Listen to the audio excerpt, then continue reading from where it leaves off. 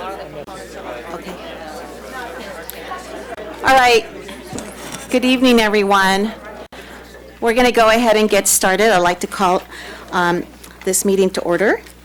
I'd like to welcome all of you today, and I'd like to see if Alicia Allen, representing Torrance Council PTAs, can lead us in the Pledge of Allegiance. Please stand. Place your right hand over your heart. Ready, begin. I pledge allegiance to the flag of the United States of America and to the republic for which it stands, one nation, under God, indivisible, with liberty and justice for all. Thank you, Alicia. Okay, before we adopt the agenda, I'd like to call on Dr. Mannon. Thank you, Madam President, members of the board. We are amending item 17.3, which is the classified personnel report. An additional person is being added to that. You have it at your seat. Thank you. Okay, thank you, Dr. Mannon. So I need a motion and a second to adopt the agenda as amended. Move. Second. Okay, all those in favor say aye. Aye. All those opposed say no. Okay, motion carried. Thank you. Okay, I have a report of closed session action item. This is the Board of Education at its meeting of May 16, 2016 in closed session voted to release certificated employee case number 05-15/16 and authorize the superintendent or his designee to provide notice on or before June 30th, 2016, that the employee shall be released from the first-year probationary position at the conclusion of the 2015-2016 school year. The roll call vote was as follows. Ayes 5, noes 0, absent 0, abstention 0. Okay, can you pass this over, please? Thank you. All right, so now we're going to go ahead and move on to recognition. I'd like to call on Balfour Beatty, scholarship recipient, and who will be doing that presentation? Okay. Hello, gentlemen. Good evening, board. Good evening. Yes, he is. Ooh.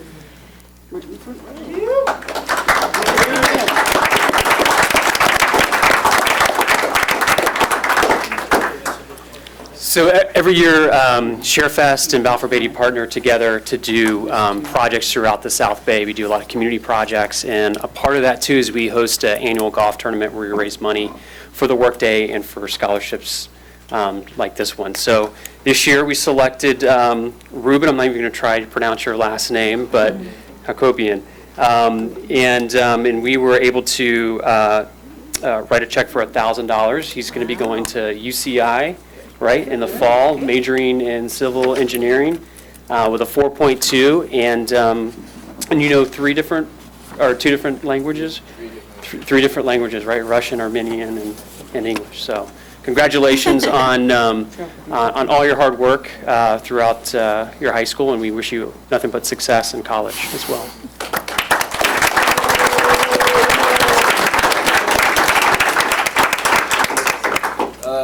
Thank you to Balfour Beatty. I just want to thank everyone for giving me the opportunity to pursue the career that I want to pursue in a college education. And I also want to thank my parents for their support throughout everything I do. They push me to be the best that I could be. And I also want to thank North High and Dr. Richardson for giving me this opportunity to get this scholarship. So thank you. Yeah. Wow.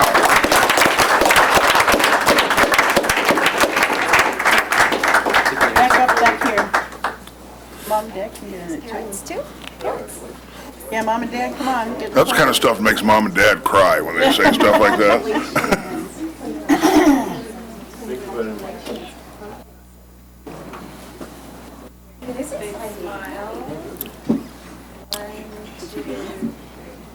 Stay down low enough you can't see the lens, you're not in the picture.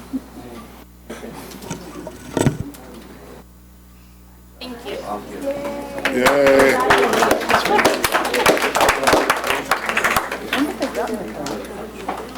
matter. I'm an asset of Balfour Beatty when we come down to construction. You guys can go home if you want to. You want to tell them that? They can go home if they want to. They don't have to hang around. They're welcome to stay for the meeting. Yes, well, again, congratulations, Ruben, and you are more than welcome to leave. You don't have to stay for the duration of the meeting, okay? So, again, congratulations to you. Okay, staff presentation and information. Report from the Torrance Education Foundation. Susan Swinburne. Good evening, thank you. First of all, I want to say a big thank you to many people in this room for joining us at our annual fundraising dinner 2 weeks ago on Saturday night. I see lots of faces who were dressed up in Western attire 2 weeks ago. So thank you very much. We raised well over $125,000 that evening, and that will, of course, come back to the schools in many ways. Thank you.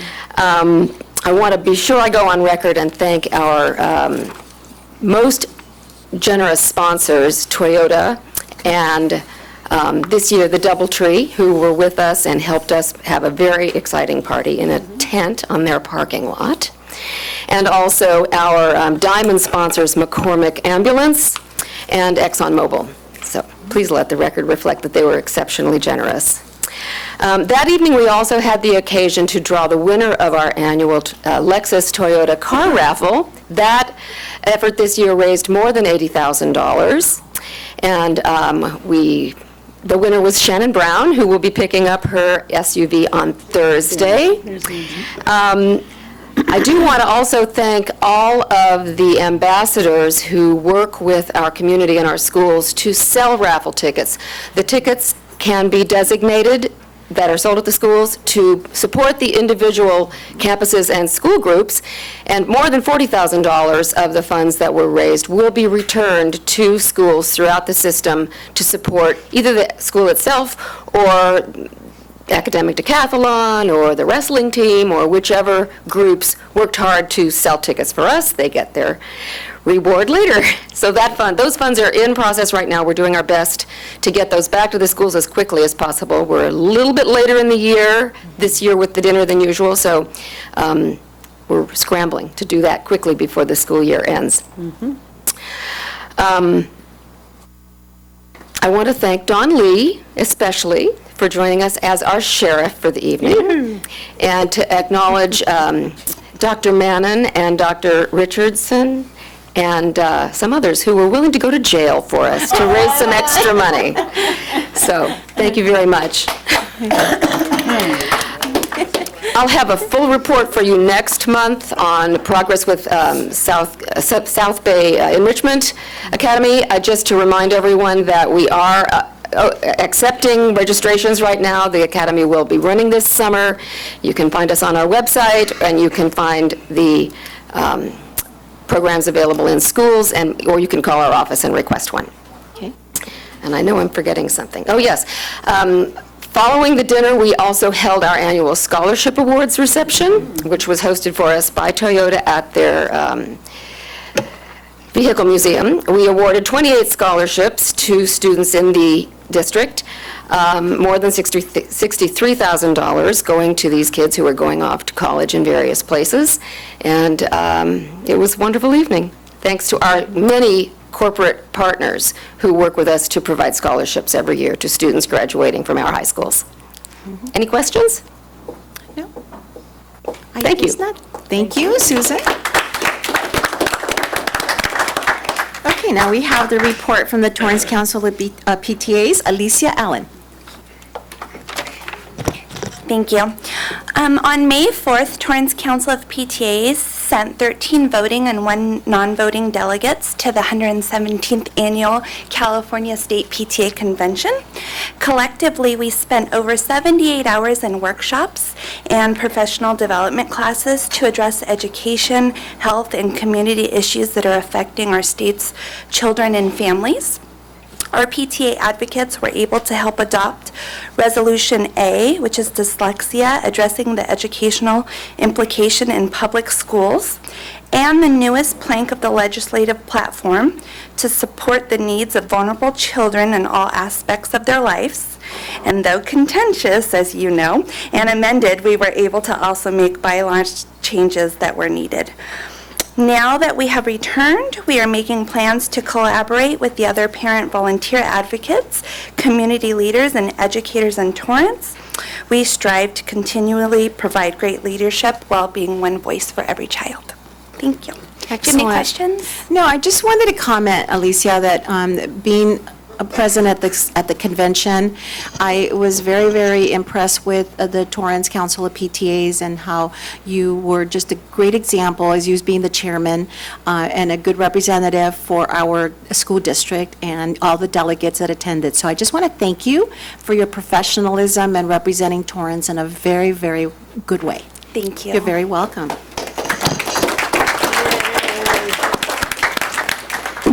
Okay, we're going to go ahead and move on to the report by student representative and recognition, because I believe, Rico, this is it, right, for you? Okay, this is it. Okay. Goes too fast. I know. So we finished our election and interview process for our next year's ASB, and we are planning a senior picnic with like lunch and yearbook signing and a senior versus faculty softball game in mid-June, and our underclassmen are currently working on our seniors' baccalaureate ceremony.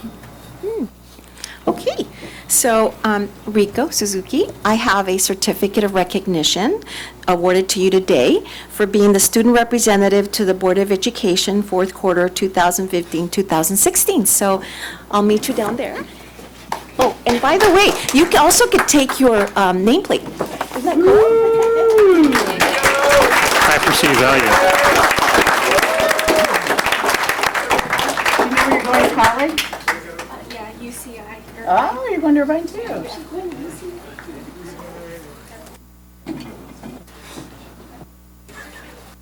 I'll sneak in. Hi.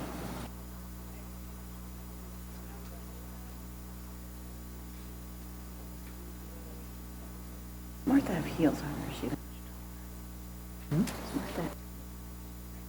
Sure she does. Congratulations again. Good luck.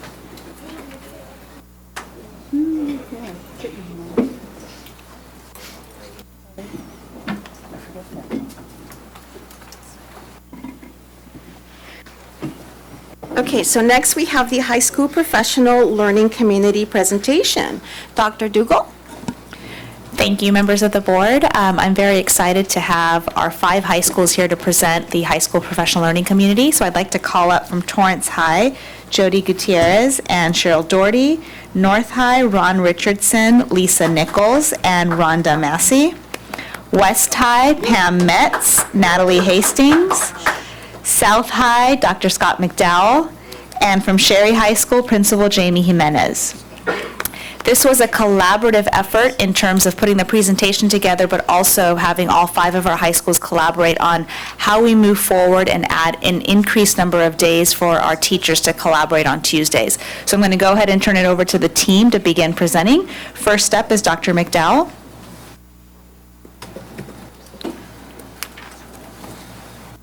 Okay, we wanted to first report on the current collaboration model that the high schools have. And each school has approximately 75 to 90-minute late starts, but they happen very sporadically, usually once or twice a month.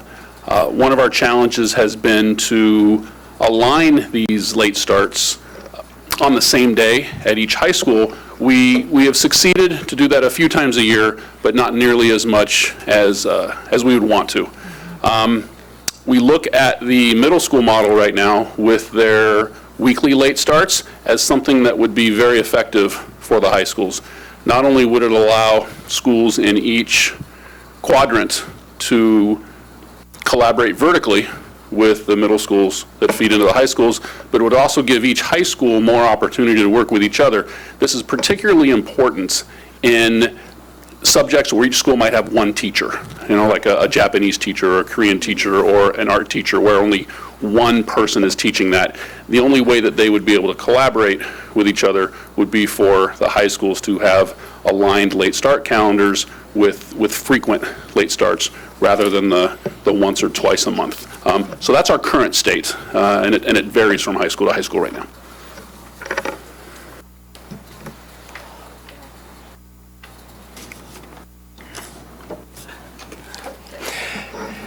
So as a district, and certainly as schools across the district, we have looked at the needs for growing a strong professional learning community.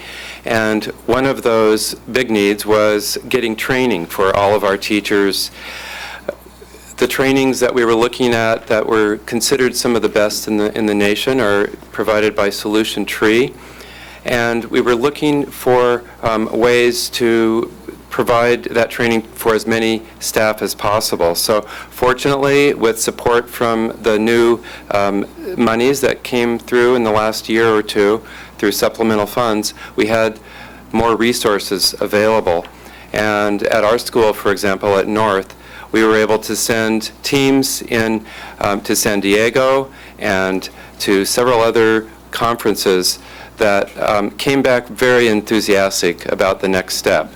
So again, one of the key ideas that is so important to building a professional learning community is to have weekly, regular time, at least 50 minutes once a week, where people who teach the same course can sit down together and look at the learning targets or the goals for instruction, look at ways that those are being assessed, and talk about ways to really build a stronger school that really focuses on student learning. And the teachers had a voice in this. At our school, for example, they, especially after coming back from these conferences and looking at the situation at hand, the biggest need was a need to have more regular time to collaborate.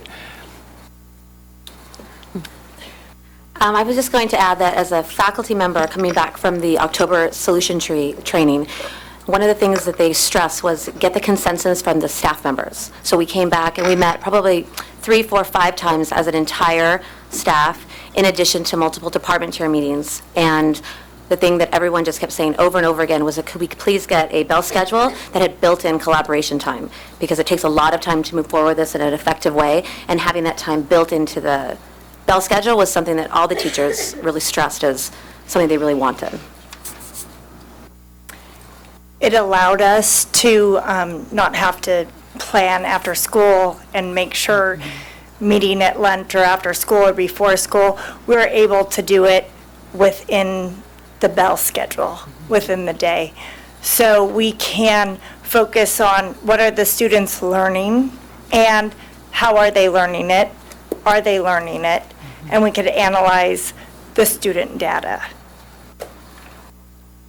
So just in summary, as key aspects of building a strong learning community, another piece of that is having teachers look frequently at how the students are doing, and really talk about that, and then try to figure out if there are students who are struggling, what we can do to make the learning stronger and more powerful for all students. So this process at North, and I think at all the schools, has engendered quite a lot of discussion, even debate amongst ourselves about how to proceed.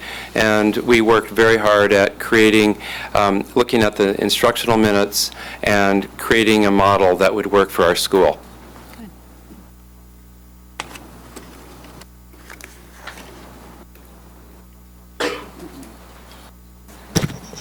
The timeline to create more professional learning community time, more collaboration time, really began before this October. It began, the cry out there for we need more time, we need more time, really began as we rolled out the implementation of Common Core state standards.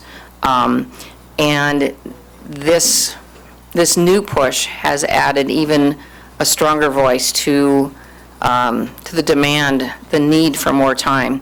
So I'm going to let Natalie take you through kind of how we've all worked through the process over these past months.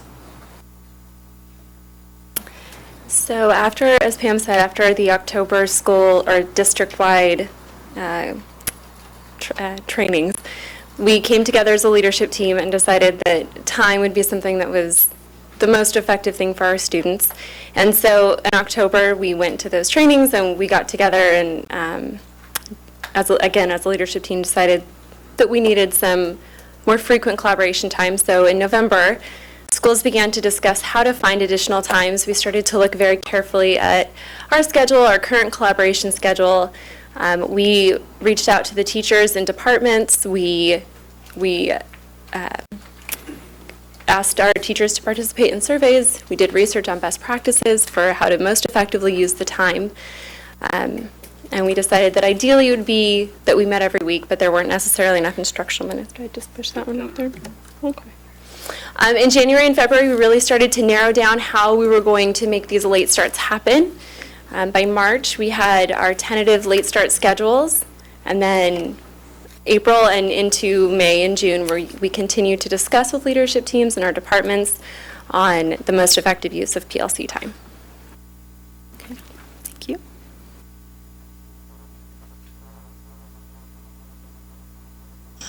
Hello.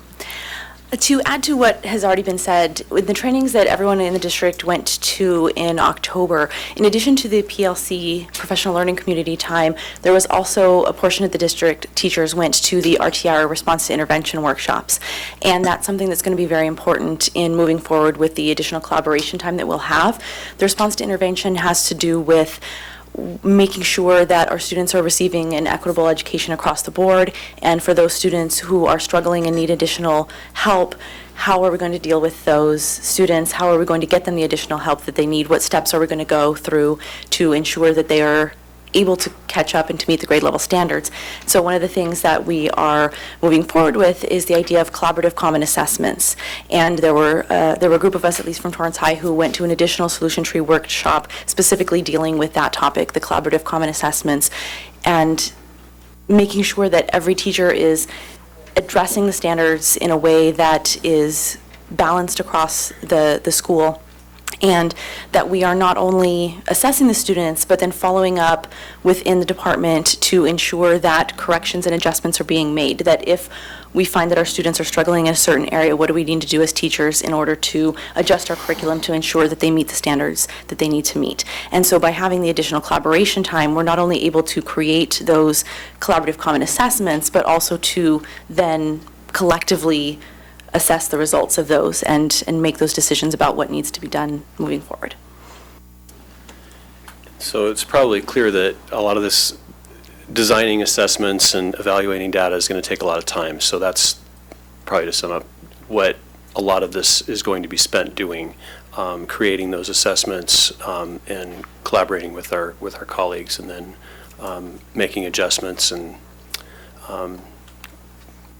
improvements in student results. So.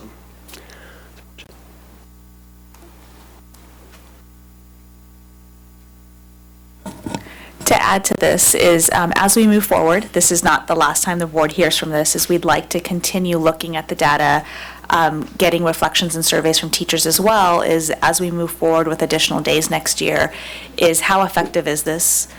How can we improve it? You know, is there more time that's needed? Is there more structured time that's needed? And so, just so you know, this is not the last time you hear from us, is we want to continuously look at this process. Just as we want teachers to do that with student work, we want to do that as well and model that through our professional development opportunities.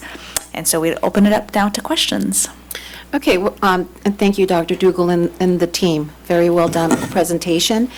We have some questions now. We'll start with Mr. Wormers, Mr. Steffen, and then Mrs. Reagans. On behalf of all the mothers that I've heard from, primarily one, that having continuous Tuesday late starts across the board would be very advantageous. You didn't have to think about it. But one of the questions I had, do we currently collaborate from middle school to middle school? Is that done on Tuesdays? How is that going to look? I don't understand that we're going to gather teachers up from one high school and run them to another. Is that how that's going to? So currently, some of the middle schools do, and these are the subjects that Scott was talking about. So there's only one music teacher at every middle school. So what they do, not every Tuesday, but at least quarterly, they meet. Say PE teachers or foreign language teachers also do the same. At the high school, there are a lot more singleton subjects, and so this will allow for that one Japanese teacher or that one AP Bio teacher to collaborate with other teachers from the other 5 schools, or their 4 schools. Okay, thank you. Mr. Steffen? Thank you. Sounds like a lot of work. But you said to measure the effectiveness. What are the measurements? How do you measure how effective this is and how to tweak it and things like that?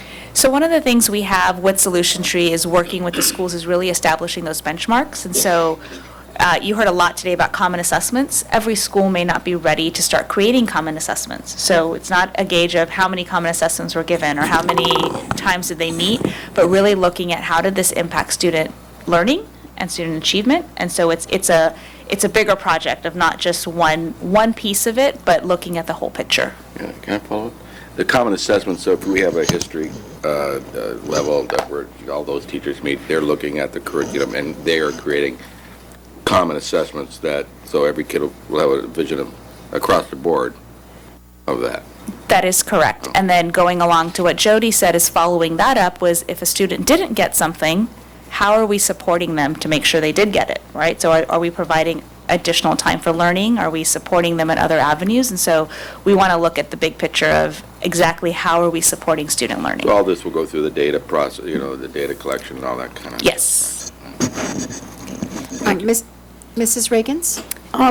Yeah, actually, I'm struck by kind of an inconsistency in the presentation that in November, you said ideally you want to meet every week, but there's not enough instructional minutes. But then moving forward, teacher collaborative time almost every Tuesday.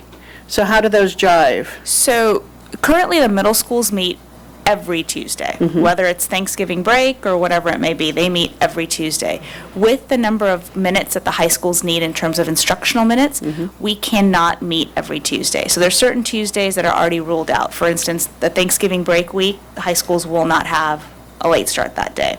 The week of finals, some schools won't have late starts. And so that's why we're trying to meet almost every Tuesday, but it will not, we don't have enough instructional minutes. Okay, so having a consistent PLC like they do at middle school will not happen at high school, so parents will still have to keep track of when the PLCs are at their individual schools.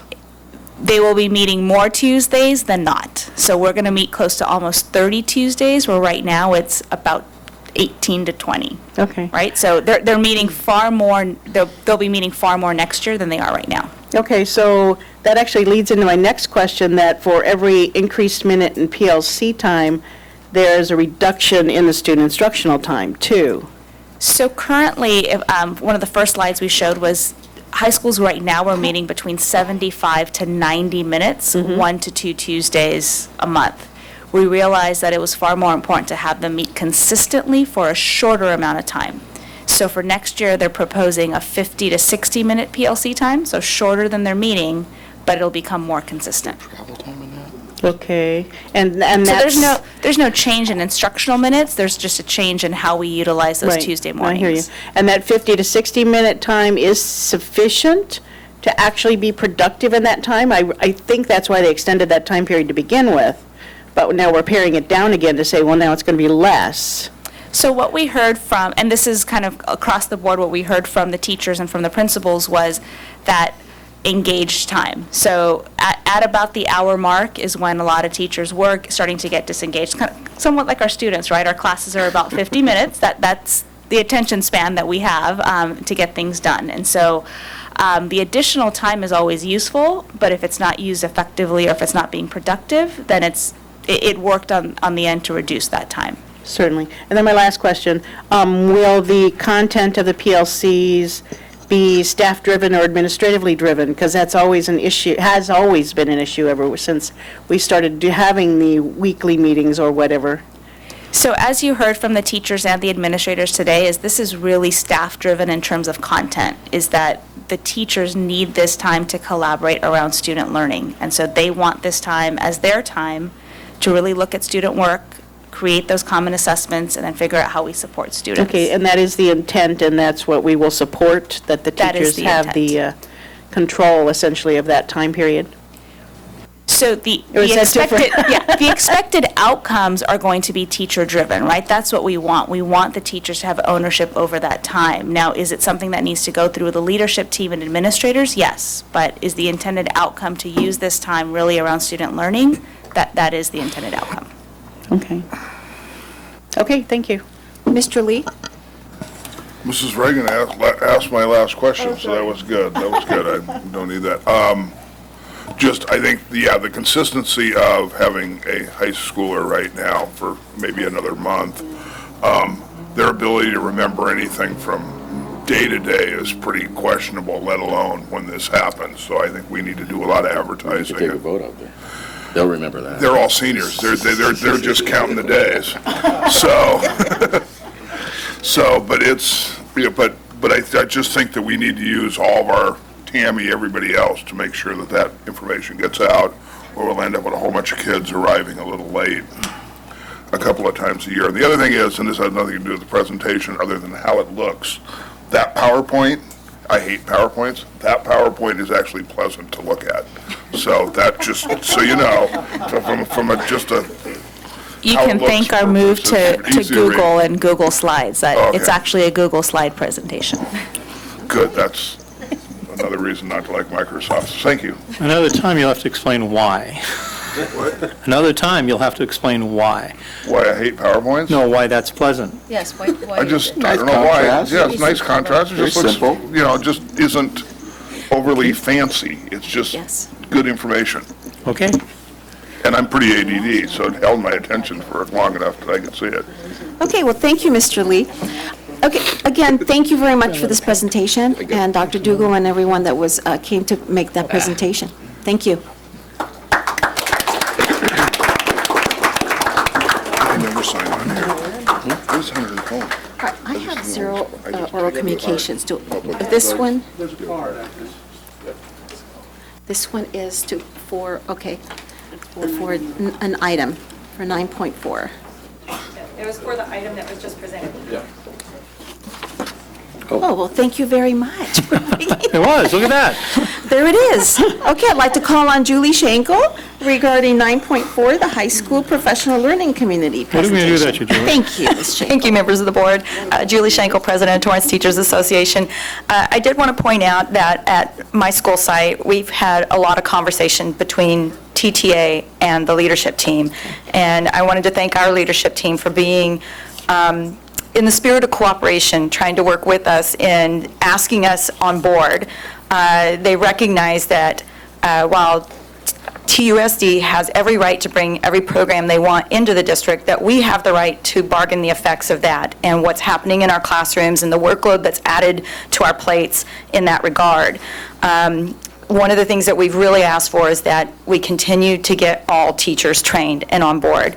I was lucky enough to go to Solution Tree training in February in Phoenix with other members of my English department, and it really helped crystallize and really give me the information I needed to help other department members make better decisions with regards to how to move forward in our teams, and having the grade level teams and how that would look with RTI in place and other pieces. There are concerns, and thank you, Mr. Lee, for bringing up the attendance piece, because as attendance advocate at North High School, Tuesdays are a disaster zone. I can tell you, kids rolling in late with their Starbucks in hand, not taking seriously when the bell rings, and that is a huge problem that I think is not just a North High issue. It's probably a district-wide issue that needs to be addressed. So we're hoping to see many of these items come to the table, especially the instructional minutes piece, and how we can look at trying to resolve some of those issues in the future. Thank you, Ms. Schenkel. All right, so I have no oral except for this oral communication, so do I need to read this? I have no. Okay, so I'm gonna go ahead and move on to the discussion action items, 11.2. But before I do that, instructions to the public. Speakers wishing to address the board on agenda topics are permitted 3 minutes per topic. Total time granted for public input shall be limited to 30 minutes per topic. The board policies require that public presentations to the board comply with certain procedures, including items 2 through 4 listed in oral communications. So I have subject Dr. Stabler will do a presentation, but I need a motion and a second regarding 11.2 to adopt resolution number AS-17-15/16, the California Environmental Quality Act, CEQA, Mitigated Negative Declaration and a Mitigation Monitoring and Reporting Program for the Richardson Middle School Gymnasium Project, approving the project and authorizing staff to file a notice of determination for the project. Second. Dr. Thank you very much, Ms. Deutsch. Tonight, we're bringing before you the CEQA report on the Richardson Gymnasium. If you remember, we went through a process of neighborhood meetings and to place the gymnasium. At this time, I have Barbara Heyman from PlaceWorks, who is here to present some information and answer any questions. We're not doing a presentation as this speaks for itself, but if you have questions concerning the mitigated negative declaration and the CEQA process, Barbara's here to answer those questions. Okay, great. Thank you, Dr. Stabler, and welcome. Thank you. Should I do a short presentation at all, or just, do you have any questions I can just go ahead and answer? How about a summary? Quick summary and then let them All right, no problem. So my firm, PlaceWorks, prepared an initial study in accordance with the California Environmental Quality Act, and it's for those in the audience, that's legislation that's required for all developments to consider the environmental effects that it will have. And so for the gymnasium at Richardson Middle School, we prepared an initial study that analyzed 17 environmental topics, and it concluded that there could be some potential impacts to cultural resources, subsurface cultural resources, so we've identified a mitigation measure to have a monitor, witness, or observe all the earth-moving activities during construction. The initial study also identified potential noise effects related to construction activities and impacts on the students, and we also have project design features that will mitigate that construction noise effects. With the mitigation measures and project design features, the district decided to move forward with a mitigated negative declaration that went out for a 30-day public review period from April 1st through May 2nd, and we sent notices out to the state, to local agencies, published it in the newspaper, and we have not received any comments to date. And so at this point, district staff is requesting the board to consider the adoption of the M&D and the Mitigation Monitoring Reporting Program, as well as approve the proposed project. And I'm here if you have any other questions. Okay, thank you. Sure. Yes, Mr. Steffen. I have asked this before on another project, I don't know, but the archaeological, do we expect that there's something there? Is there evidence, or is this more of a normal scenario? It's more of a normal thing. We have investigations completed. We contact the Native American Heritage Commission to see if there's any Indian tribes that may have resided here previously that might be interested in any potential, So it's more cultural of a precaution than right. something. And we've also contacted the LA County Museum, History Museum, that for paleontological, fossil, vertebrae type information. There have been findings around this area quite frequently, so they recommend that there is a monitor on site in the event that something is found. Really? Would you like to share? No. Amazing. Thank you very much. Sure. Mr. Wormers. Yes, Dr. Stabler, Dr. Mann, along with the work that PlaceWorks has done, which is rather extensive, we also notified the neighbors within 500 feet or 300 feet, what was it? Well, we use the City of Torrance process, and when we have our meetings concerning the placement, it's within 500 feet around the outside of the school. And so If I all of remember those... correctly, didn't we do that twice before we were done? Yes. Yes. Early request of the second. That's right, that's right. Okay. I just want to reiterate that not only has PlaceWorks done a lot of work, we've done our fair share as well. But remember, So that's separate. I completely, Right, yeah, and completely. for the CEQA process, you did publish in the newspaper, you did leave the M&D initial study at the library, at the district office, as well as the school for any, interested parties to review the document during the review period. Okay. So, okay, thank you. We already done the Jefferson one? Yes, I we've done remember getting Jefferson, something in the mail, Casimir, the Aquatic Center, and now Richardson. Yeah, I remember getting something in the mail that was something. that was something. So, Mrs. Reagans? Yeah, I just wanted to say that we're going through the correct process and doing due diligence and doing what we need to do to make sure we're not going to be negatively impacting That is the correct. neighborhood. And actually, I think they're pretty excited about getting the gym, so, thank you. Yes. Okay, thank you very much. We have a motion on the floor. All those in favor, say aye. Aye. All those opposed, say no. Okay, motion carried. Thank you. All right, so we're quickly moving on here. We've got consent agenda. We could, we could, and I will. could. Does So I'll make a anyone motion oppose? to approve, if I can get away with this, item 13, 14, 15, 16, 17, 18, 19. And that's it. Can we ask why Charlie Brown won't drive his new car here to our meetings on number 19? That's not part of this. I need a second for my Okay, motion. never mind. Just wanted to see what the deal was here. I'll second it. Okay, any discussion?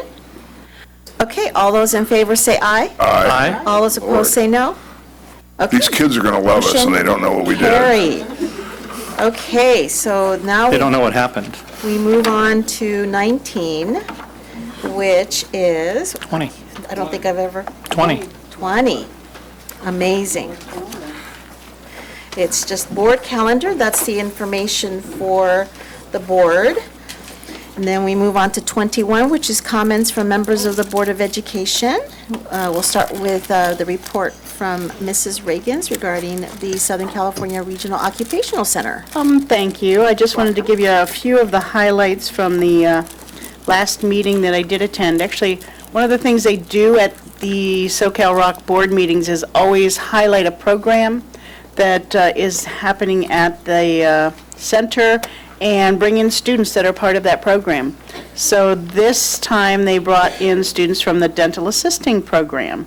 And there were 4 students that talked about their experience in the program. Some had actually started as high school students, and then after they graduated, came back and ended up doing a fee, on a fee basis, finishing additional classes afterwards. So they were not finished when they left high school and were able to get some completion once they had left. One of the gals, I thought it was quite interesting, was an art-interested person. In fact, that's how she put it. But she appreciated being in dental assisting, and she actually made a connection here because you get to fabricate teeth. So she thought it gave her an outlet for her creative energies to make these teeth. I thought that was pretty cool. Actually, I'd never thought of that. And they were talking about doing pediatric dental experience in local pediatric dental offices, and that in one particular office, 90% of the staff that work in that office are ex-SoCal Rock students. So in fact, it's a tremendous resource for our students to have as an experience, but then also for these offices to have quality personnel come to them that they know are well-trained. And I always appreciate the time that the kids bring to us, their enthusiasm for what's going on at SoCal Rock. I did want to mention that they did have a mock interview day also. I know some of the teachers, in fact, in this room hold similar things for their students. And over a 12-hour period, they had hundreds of community volunteers come in, and they did over 1,000 interviews with the SoCal Rock students attempting to sort of polish their interview skills. We're working on the budget for the coming school year based upon the funding that we were able to finalize from our JPA school districts, as well as the school bond measure, the state bonded monies that they've been able to sort of allocate to SoCal Rock as part of a competitive process. And I think we will be moving on into the new year with at least having finished this last school year, which I wasn't even certain was going to happen. So at least for another year, SoCal Rock will continue, and probably actually for 2 years out, because the grant that they have received can hopefully assist them for that period of time. And I think that's it. Life goes on at SoCal Rock. That's right. Well, thank you, Mrs. Reagans. Do any of my board members like to say something? Mr. Lee? The June 20th meeting, I'll be calling in. Oh, okay. Thank you for letting us know. Mr. Wormers? Yes, I've had the opportunity this year with a child taking an AP class to experience what that actually means. And I'm part of the problem that I'm going to bring up, but I believe that we can solve this if we work towards this end. Right now, kids who've taken their AP tests have very little to do in their AP classes, and that will be from now till June 22nd, 23rd. I'd like collectively to ask, staff, the union, TTA, us, all of us, to try to work towards some kind of calendar change here in a couple of years so we no longer have 6 weeks of very little to do in an AP class. I spent a large quantity of time this morning with Mr. Hendricks, and he would love to have more time to teach his AP students if we could start the school year earlier. And this can be a collective effort. It's not something the board can do. It's not something staff can do. It's not something TTA can do. But collectively, I believe we can actually make a change so we improve our calendar. It's not the best it can be for about 3,000 kids, if I remember right, Dr. Dugal, isn't that about what we're dealing with? 3,000 AP students have a lot of spare time right about now. My daughter's using it to prepare for her pre-calc, the rest of her pre-calc class, but that doesn't solve what she should have been doing with AP Chem. So I'd love to see us collectively, and I said I'm part of the problem, I sit on the board, so I'd like to see us collectively kind of work towards that. I ask us all to try to, take our binders off and move forward in a fashion that we can get to a better calendar. Dr. Stowe has advised me not to die on a calendar, but I will tell you this is rather important to me. I've still got two kids younger than this one, and I know we're going to see more AP classes. So I would love to see us work towards this. I get a lot of nodding heads from some of the kids out here that are in these AP classes. What movie are you going to watch next week, I guess, would be one of the questions I could ask, because that's what happens a lot. So. And I don't blame the teachers, I don't blame the students, I don't blame staff, and this is one of those things that just, we've ended up here, we need to find a way to back ourselves out of here. So it'll take a collaborative effort, that's all I'm saying. Thank you. Thank you, Mr. Wormers. Mrs. Reagans? I know that this probably won't be a welcome thing to talk about, but one of the items that we just passed on our agenda has to do with Dr. Stabler, who is our deputy superintendent sitting here. He is in charge of our administrative services, and he has decided to retire as of July 1st. That will be actually a monumental change for us, as well as for operations in the school district, but I guess it's time to go on to retirement and find out if he can have a life after TUSD. So I didn't want it to go by without addressing that in some way. Well, thank you very much. And I want to say one thing, and it's what I've said a number of times. I'm involved at the state level and through CASBO and everything. Everybody asks me, why am I still working at this time? And the comment I make is the same every time. I've got an excellent superintendent, an excellent board, and an excellent district, and it's made my job a lot easier. That's the only reason I am here. Thank you. You'll be sorely missed, Dr. Stabler. Yes, we will miss you, Dr. Stabler, but thank you for that sentiment. Mr. I have to go, so don't start slacking off. That's right. Yeah, don't be like those AP students. Remember, you might be a consultant, okay? Mr. Lee?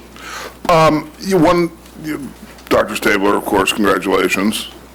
And there's been a little bit of chirping in the community, so I figured I'd clear it up. There is a lease-leaseback lawsuit going on that we can't talk too much about, so that's good. But what somebody on the bond oversight committee supposedly said that bond money was being used to fight that, to deal with that lawsuit, and that's absolutely not correct. And I wanted to say here that it's being money spent out of the general fund for that, and the bond money can only be used for bond projects. So thank you very much. All right. And I'll make a motion to adjourn. Okay, thank you. Second. All those in favor say aye. Aye. All those opposed say no. Okay, motion carried, meeting adjourned. Good night, everyone. Wait, we should keep the students longer. Don't listen to Mrs. You guys got off Reagans. easy. Anybody want me, we got to sign.